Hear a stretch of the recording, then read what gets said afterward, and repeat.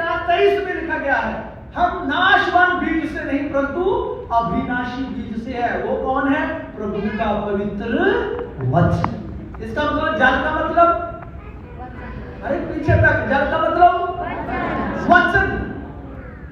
जल का मतलब वचन और आत्मा का मतलब पवित्र आत्मा।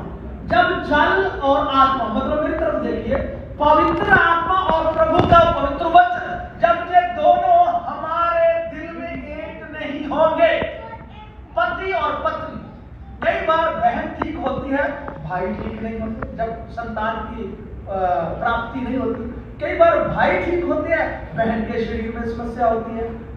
दोनों का ठीक होना आवश्यक होता है और दोनों का ब्लड, एक बहन की कोख में दोनों का ही ब्लड एक होना, इनकाउंटर होते हैं, दोनों का स्मेल कोख में होता है, उसके बाद एक बच्चा क्रिएट होता है, राइट। इसी रीति से प्रभु का पवित्र आत्मा और प्रभु का पवित्र वचन, यह मन रूपी कोख में एक होना चाहिए।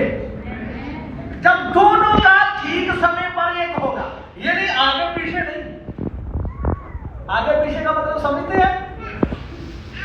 आगे पीछे नहीं, सेम टाइम पर दोनों का एक होना जरूरी है। आमीन। उदाहरण के तौर पर स्वर्गदूत उतर करके आके मरियम से बातें कर रहा है, उसे कुछ भी पवित्र आत्मा का अनुभव नहीं हो रहा है। जब प्रभु ने, स्वर्गदूत ने बातें कही, बातें करने के द्वारा उसने वचन को स्वीकार करा। जानते क्या बोली? मैं प्रभु की बांधी हूं, जैसा तुमने कहा वैसा ही मेरे साथ, अरे बोलिए, हो जाए। उसी समय पवित्र आत्मा उसके कोख में आया और यीशु मसीह क्रिएट हुआ। जब हम प्रभु के पवित्र वचन को सुनते हैं, पतरस के बारे में बताया गया है प्रेरितों के काम 10वें अध्याय में, कॉर्नेलियस के घर में जब गए होने लगा, उसको बोलते हैं दिल शीत गए। आमीन। और पवित्र आत्मा उतरा।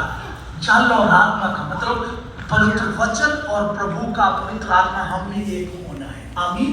उससे द्वारा हम नया जन्म पाते हैं। आमीन। और नए जन्म के चिन्ह क्या है? नए जन्म, पुत्र बनने के चिन्ह क्या है? ये नहीं है कि मैं आराधना करता हूं तो मैं परमेश्वर का पुत्र हूं। It is not certificate। मैं उपवास रखता हूं तो इसका मतलब ये नहीं कि मैंने नया जन्म पाया है। ये सर्टिफिकेट नहीं है कि जो उपवास रखते हैं वो परमेश्वर के पुत्र बन गए। नहीं। जो प्रार्थना करते हैं, इसका मतलब ये नहीं कि मैं प्रार्थना करता हूं 4-4 घंटे तो मुझे सर्टिफिकेट मिल गया कि तुम परमेश्वर